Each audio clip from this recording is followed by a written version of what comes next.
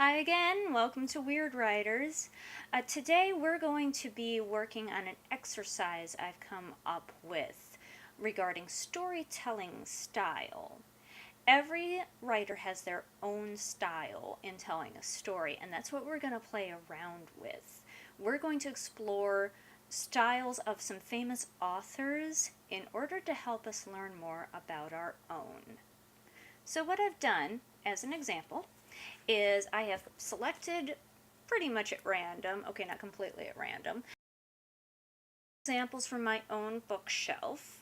First, we have Harry Potter, the first one by J.K. Rowling. For our second, we have Hitchhiker's Guide by Douglas Adams. And for our third, we have, what's this called? The Sword of Bedwyr. I'm going with Bedwyr, by R.A. Salvatore. Of course, these are not completely disparate examples. Two are fantasy, one is sci-fi, generally speaking. And then, of course, they're subcategorized and subcategorized and subcategorized. But the authors still have very different voices. So what we're going to do today is this. We're going to take a look at the first 3 paragraphs in each story, and we're going to break it down a little. We're going to see what the narration is like, what the voice is, where the story is taking us, just from that intro, any characters, any setting, stuff like that. Then I'm going to take those examples, and I'm going to write my own story in those styles. So 3 examples, and then the last will be my own. Now it's important to note that this is not plagiarizing. Do not plagiarize. Do not ever plagiarize. I can't say that enough, and I will probably say that again in this video. Do not plagiarize. What you're doing is you're exploring the style, and this is only an exercise. Do not ever do this for your own story, because it will not work. This is purely an exercise for the purpose of exploring style and figuring out your own. In the interests of time, I have, of course, already written my examples. To do that, I went with a writing prompt because the story has to lead somewhere. Of course, I'm not actually writing a story, but I had to get started. To find my prompt, I went to The Time Is Now. That's a site that posts a weekly writing prompt, and I'll put the link in the description. They post a poetry prompt on Tuesdays, a fiction prompt on Wednesdays, and a Thursday prompt is nonfiction. And no, I do not receive endorsements from them for saying that, more's the pity. I just happen to find them on an online search. So I'm passing it along to you. Now, here's the prompt I came up with. Write a short story in which your character decides to embark on a new project with the help of artificial intelligence. Does the machine stay under control and remain useful, or does something go unexpectedly wrong? Dun dun dun! So that prompt was a bit of a challenge for me because I don't typically write technology, robotics, artificial intelligence, dystopian futures, which kind of is implied, but I needed something to get me going. Of course, I wasn't writing a full story, but I had to have the thread of an idea so I knew where to begin. Now to start, let's take a look at Harry Potter. The first paragraph is in Chapter 1. Chapter 1 is a flashback. And let me read some sections and we'll review them. Just a couple of sentences. I'm not going to read the whole thing. It's copyright and all that, so just a sentence or two. Mr. and Mrs. Dursley of number 4 Privet Drive were proud to say that they were perfectly normal, thank you very much. They were the last people you'd expect to be involved in anything strange or mysterious because they just didn't hold with such nonsense. Rowling's style is third person. We begin with the secondary characters in a flashback, so it's a narrow focus working outward to explore the book's world. The first paragraph, it contains character info, and in so doing it sets up the future conflict in juxtaposition thereto. Second paragraph. Mr. Dursley was the director of a firm called Grunnings, etc., etc. Big beefy man with hardly any neck, large mustache. Mrs. Dursley, thin and blonde. The Dursleys had a small son called Dudley, and in their opinion there was no finer boy anywhere. So the second paragraph contains more info on these characters, and due to foreshadowing in the first paragraph, we have more of an idea why whatever it is that will inevitably happen will bug them so much. Third paragraph is where it really gets interesting. The Dursleys had everything they wanted, but they also had a secret, and their greatest fear was that somebody would discover it. This is where Harry and his family are first mentioned. Coming to the end, this boy was another good reason for keeping the Potters away. They didn't want Dudley mixing with a child like that. So in our third paragraph, that clarifies further what they don't want to happen, but only a little bit at a time. This is part of what makes her writing so popular, is that she foreshadows a little bit at a time, and it keeps you wanting to know more. Hitchhiker's Guide to the Galaxy by Douglas Adams. This has a preface, and I did start there because it is the beginning of the book. It sets the tone for the whole thing. Far out in the uncharted backwaters of the unfashionable end of the western spiral arm of the galaxy lies a small unregarded yellow sun. That's the first paragraph. Third-person immediate, omniscient narrator, at least here in the preface, where the characters, or before the characters are introduced. It does a job of setting the tone, which is helpful in this case, as Adams has a very specific tone, which was very different to many other books of sci-fi and that sort at the time. Now, in contrast to Rowling, this story starts outward and works in, thereby setting the scope of the story and setting up our Earth and its inhabitants as relatively unimportant. Second paragraph. Orbiting this at a distance of roughly 98 million miles, etc., utterly insignificant little blue-green planet, etc., ape-descended life forms are so amazingly primitive, they still think digital watches are a pretty neat idea.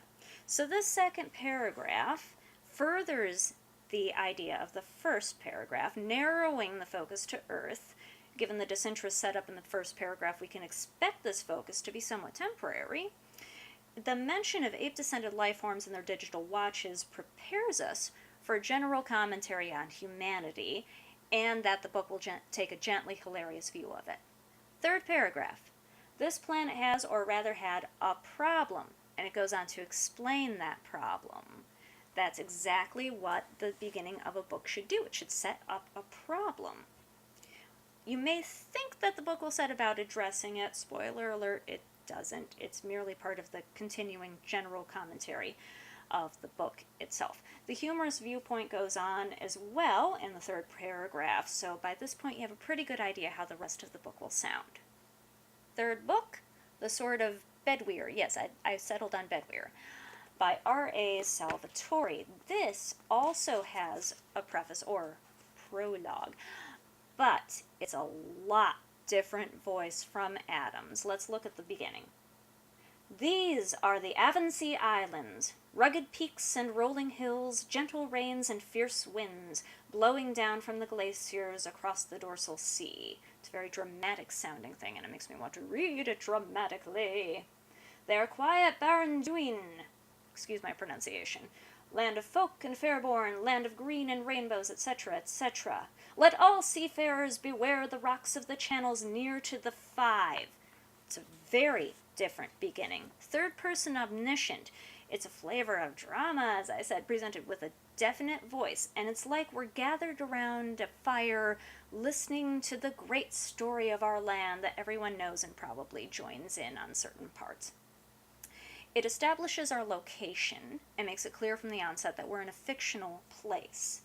And it also establishes some of what we might expect to find there, foreshadowing the sort of people who might make this place their home, if indeed any do.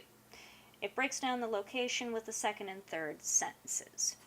Our second paragraph continues. They are Pretoria, most populous and civilized of the islands, etc., etc. So the second paragraph lends more weight to this particular part of the location, as it's important enough to rate its own paragraph. Here's the prompt written in the style of Douglas Adams. There's nothing particularly special about it at first glance. A medium to small-sized blue-green planet, third from the sun, trying very hard to look unimportant. At this, it succeeds admirably. Any visitors to this section of the galaxy have thus far completely overlooked it in favor of the Pleiades or Beta Centauri. This is despite the best efforts of the planet's inhabitants who, despite evidence to the contrary, continue to think they're pretty hot stuff. But why shouldn't they? Look at all we've accomplished, they'll be only too glad to explain. Spears, guns, bigger guns, faster guns, bombs, bigger bombs, even, bigger bombs, at which point they'll trail off into rather a fixed sort of smile and start asking about the weather. Now, you'll notice on this that I took it a bit literally. It starts from the outside, in this case being the galaxy, and working its way in. You don't have to take this exercise completely literally like that. It was just a quick and easy thing for me to do for the video. You can take it from the outside and work your way in, yes, but you don't have to be from the point of view of the galaxy. In this case, as I say, it was just quick for the video, plus it kind of worked for the prompt I was doing. Now here's the prompt written rolling style, and I had a little fun with this, as you might notice. Few people in this world can be said to have the satisfaction of living lives free of doubt. The Fratellis sat firmly among these few. Whatever else they might have been, they were always right, and knew it. Mama Fratelli, as head of the household, knew she was right because she was the one in charge. Jake, despite a proclivity for breaking into song at odd moments, was strong enough to win most arguments with anyone besides Mama, so doubt for him was unnecessary.